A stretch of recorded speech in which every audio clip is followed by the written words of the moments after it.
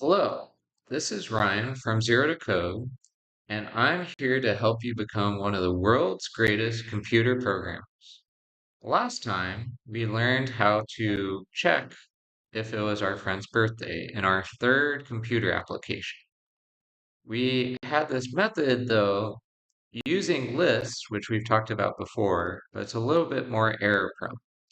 Today, we're going to talk about Python dictionaries to do this birthday application simpler, like how for the Bart Simpson application, we talked about using while loops and we talked about using for loops. So I just saved my file. Let's create a new file. I'm going to call it tutorial 4. And we'll start by making sure that Python is still working properly.